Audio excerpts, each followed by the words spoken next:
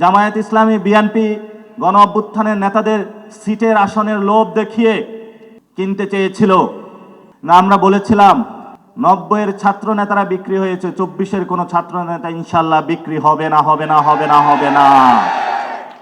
মরে যাবে আত্মমর্যাদার প্রশ্নে আমরা এক বিন্দু ইনশাল্লাহ ছাড় দিব না, দিব না ইনশাল্লাহ। আমরা মাঠে অনেক রক্ত দিয়েছি, আমরা কোনো শহীদের রক্তের সাথে বেইমানি করার জন্য পলিটিক্সে নামি নাই। আমরা কোনো চেতনা ব্যবসা করতে চাই না। আমাদের অনেকে জিজ্ঞাসা করে যে তোমাদের তাহলে আদর্শ কি? তরুণ সমাজ শক্ত রকমের লাল পতাকার 2-1টা সিটের বিনিময়ে যারা বিক্রি হতে চায়, এই ধরনের বামও হতে চায় না। ধর্মকে ব্যবহার করে যারা প্রতিনিয়ত বাংলাদেশকে ধর্মকে বিপন্ন করছে, এই ধরনের ধর্ম ব্যবসায়ী হতে চায় না। ন্যাশনালিস্ট ফোর্স বলে যারা আন্ডারে কভারে ভারতের সাথে আতাত করছে, ইন্ডিয়ার সাথে আতাত করে আওয়ামী লীগের সাথে আতাত করছে, আমরা এই ধরনের ন্যাশনালিস্ট ফোর্স হতে চাই না। তাহলে আমরা কেমন রাজনীতি করতে চাই? আমরা আপনাদের এত আদর্শ বুঝি না? কোথায় আমরা মস্কো যাব, কোথায় লাল পতাকা উড়াবো, কোথায় সাদা পতাকা উড়াবো, কোথায় আমরা সৌদি আরব যাব? আমাদের একটাই যাবে, আমাদের তরুণ সমাজের চাকরি চাই। এটাই আমাদের একমাত্র আদর্শ এই মুহূর্তে বাংলাদেশে। তরুণ সমাজের পেটে খাবার নাই। 300 আসনে গডফাদার দিয়ে আওয়ামী লীগের টাকা দিয়ে কয়টা মানুষ কিনতে পারবেন? কিন্তু বাংলাদেশের 90% মানুষের পেটে এখন খাবার নাই।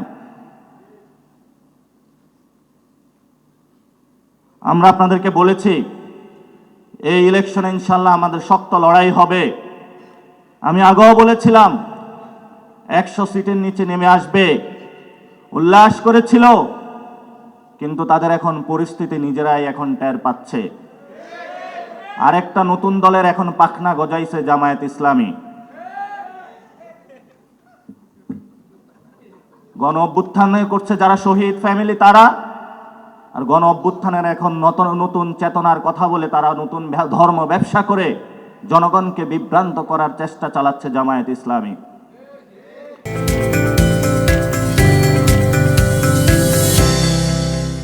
জামায়াত ইসলামের এইসব বন্ডামি বন্ধ করতে হবে। যদি রাজনীতি করতে চান সোজা পথে আসুন। খুব মিষ্টি মিষ্টি কথা বলে, মিষ্টি কথার আসলে আড়ালে কি আছে সেটা তো আল্লাহ জানে। তবে আমরা দেখেছিলাম তাদেরকে অতীতে যখন ছিল, সুখকর ব্যবস্থায় আমরা তাদেরকে পাইনি। পাকিস্তানও এই ধরনের জামায়াত ইসলামীর একটি পাখা গজাইয়েছিল, একটি আসনও তারা পায়নি। আমাদের সামনে কঠিন লড়াই আছে, এই লড়াইটা আমাদের লড়তে হবে, আমাদের দূর সাগরে পাড়ি দিতে হবে, মনোবল শক্তিশালী রাখতে হবে। আমরা যেভাবে অতীতে রেখেছিলাম ভবিষ্যতে রাখবো। গত 1 বছরে আমাদের পকেটে কোনো টাকা নাই।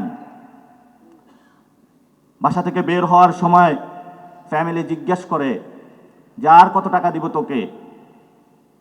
আরে বিপ্লবের স্বপ্নে যে রঙিন হয়েছে, পৃথিবীর কোনো কিছুই তাকে ক্রয় করতে পারবে না ইনশাআল্লাহ। এই যে আমাদের যে প্রতীক, ডিসপ্লেতে একটা প্রতীকটা দেখাবেন, এখানে আপনারা দেখতে পাচ্ছেন, এটা হলো আমাদের লোগো। এখানে শাপলাটা আছে, এই শাপলা আমরা পরিবর্তন করব না। অনেকে বলা হয়ে থাকে এটাতে স্টেট সিম্বলে আছে। আমরা যেদিন ক্ষমতায় যাব তখন বাংলাদেশের মানুষের সামনে এটাই তুলে ধরবো, এই হলো আমাদের লোগো। রাষ্ট্র ক্ষমতায় যাওয়া পর্যন্ত আমাদের এই নিরন্তর লড়াই আমরা চালিয়ে যাব।